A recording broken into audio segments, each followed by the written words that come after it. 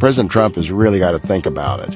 Who put him in office? The American rancher, the rural farmer, by a widespread margin, voted for President Trump. And I really think he needs to listen to him. Now, the only price we have that's high is beef, and we'll get that down. And one of the things we're thinking about doing is beef from Argentina. Some farmers are calling the move a betrayal of the American rancher. The traders on the market use this as an excuse to drive the feeder cattle board down and live cattle board down. What that did essentially is it trickled back into the local auction markets. It took billions of dollars out of the hands, out of the pockets of the cow-calf producers in the United States. Speaking for us personally, it cost us a couple $100,000 in valuation. Looks like we've lost around $200 a head in value. That would be around a $17 billion hit. This is at a time when these producers were getting close to being profitable after decades of losing money and losing equity. It's the first time they've made money in a long time. It's the first time they've been in the black, and to have that rug pulled out from under them while they're getting their loans paid down and everything else is a pretty tough blow for them. One thing President Trump is admitting to is the high price of beef. And he just posted, I've asked the DOJ to immediately begin an investigation into the meat packing companies who are driving up the price of beef through illicit collusion. Doesn't this sound like we're in 2023, 2024, when Joe Biden was talking about exactly the same thing? I think everybody needs to understand that the cattle industry and the beef industry are two separate things. And the big packers that control the beef industry, they set the price really, and they are driving this with their imports. They have all the controlling contracts with the Walmarts, the Safeways. So when you get an independent producer trying to sell meat to one of those places, they can't get into that marketplace. They'll force the little guy to leverage themselves to the hilt, and then they pull the rug out from underneath him and the little guy goes broke. It's a game plan we've seen before. It's a game plan we'll see again. Meat packers are selling box beef higher to the retailer, who in turn is charging America's consumers record high prices for beef at the retail level. The price of cattle has absolutely nothing to do with the price of beef. It sounds silly, but that's exactly what it is. As long as box beef trade continues to be steady or higher, that means that the packers are moving the boxes to the retail segment.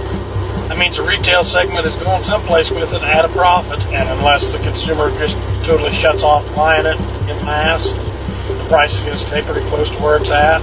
Hey everyone, welcome back to the channel. If you're new here, go ahead and hit that like, subscribe, and tap the notification bell so you never miss one of our deep dives into the wild, unpredictable reality show known as American politics.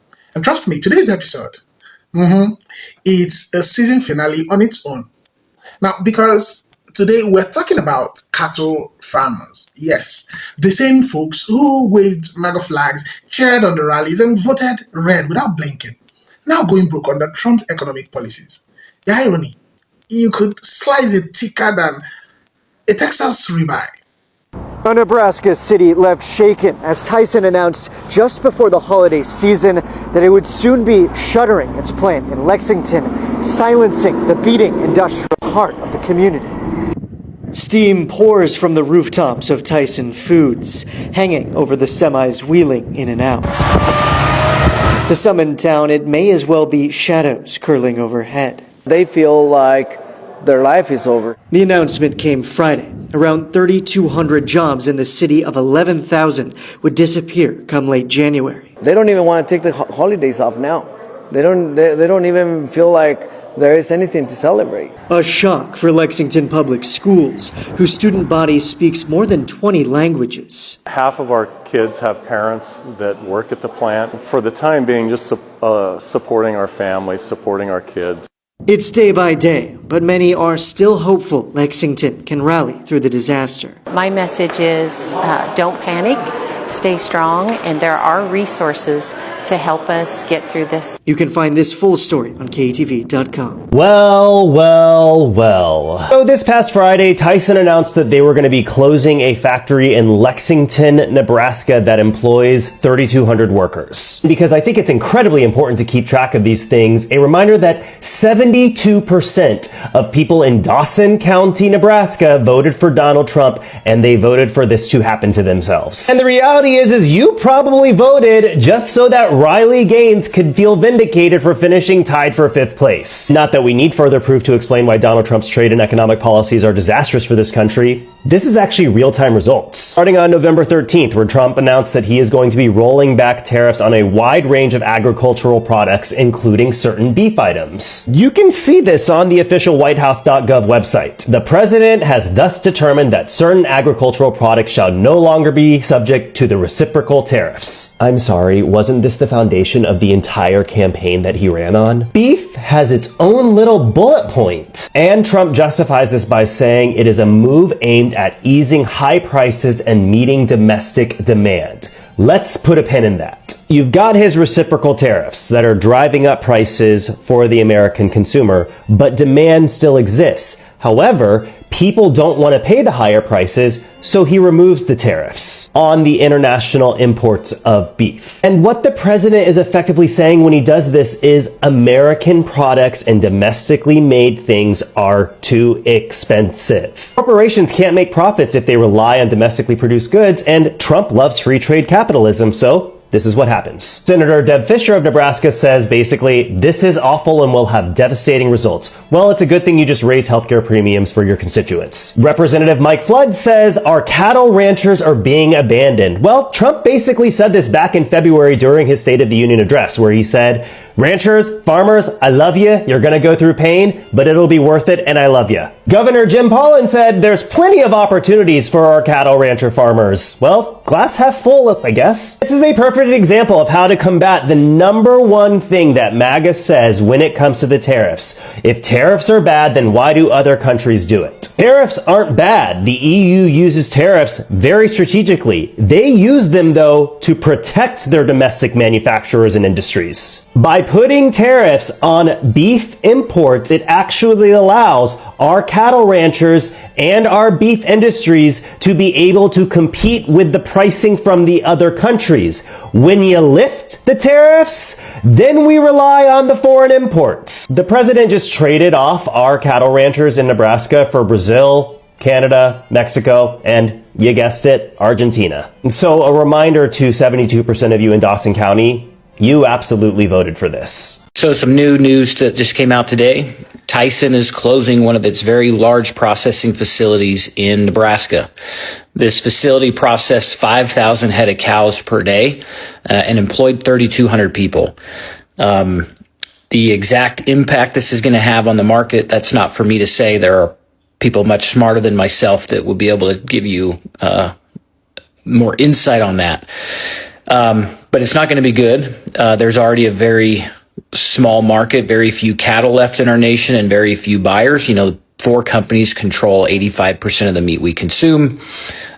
Big packers, including grocery chains. Those 4 don't include both, but that's really who controls it, the big packers and the grocery chains. And Tyson is one of those.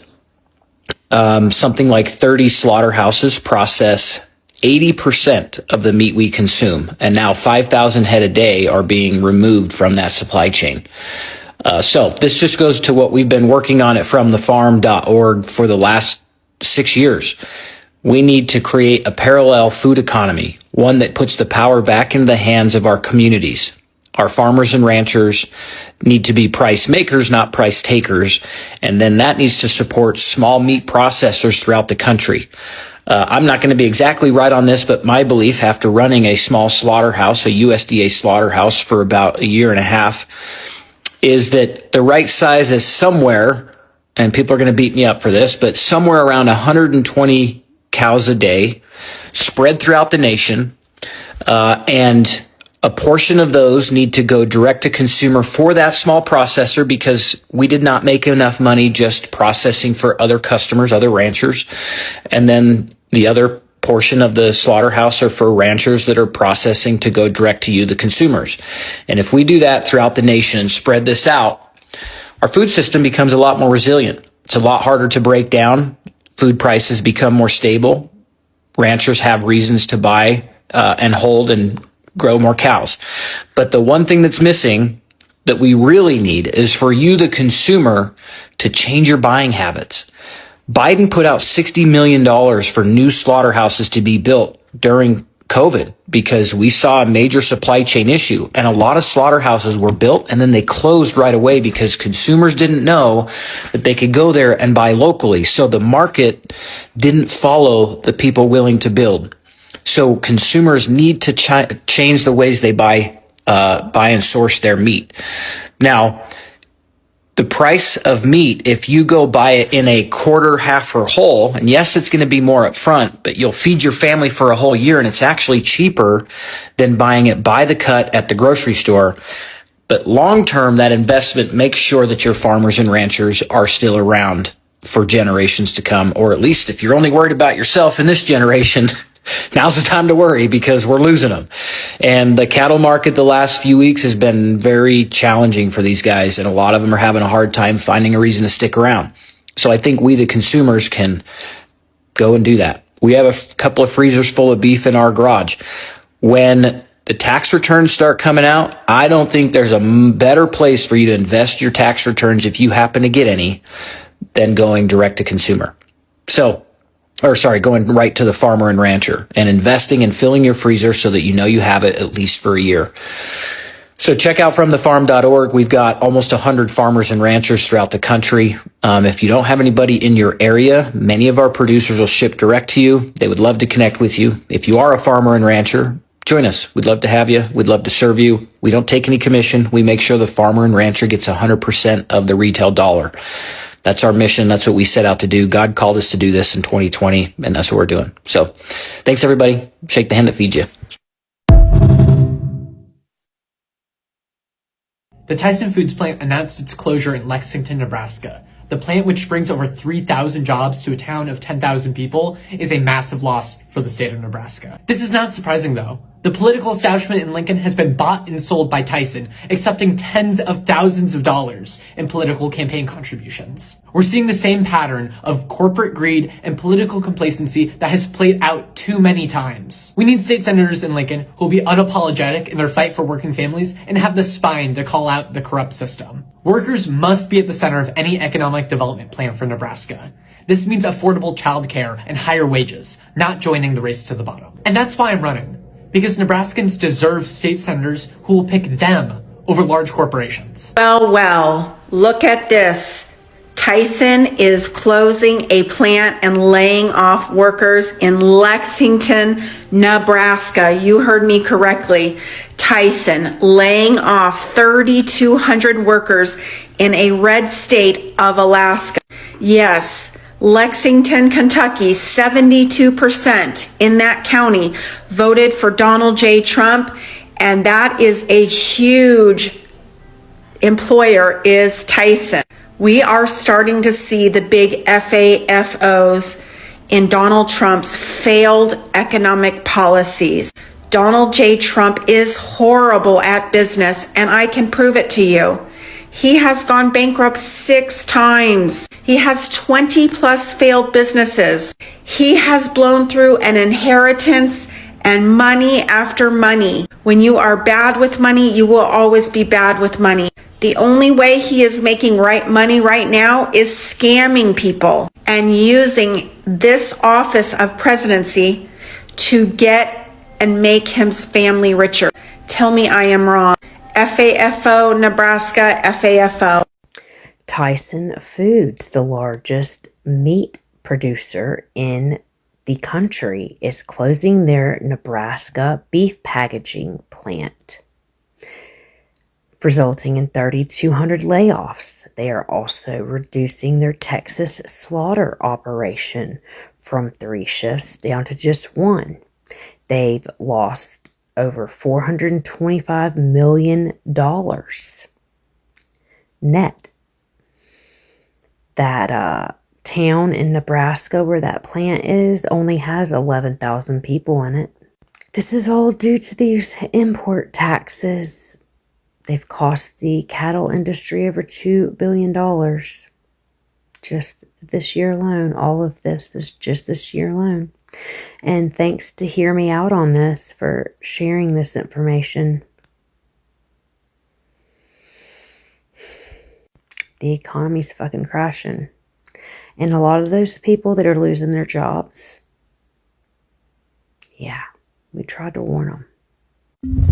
So I'm in Argentina, in cattle country, a couple hours outside Buenos Aires.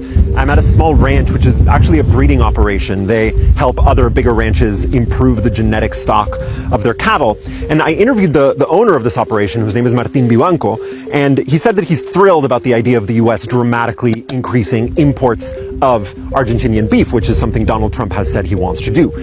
Martin said that that would be really good for business and that Argentinian beef producers have for a long time aspired to a bigger share of the American market.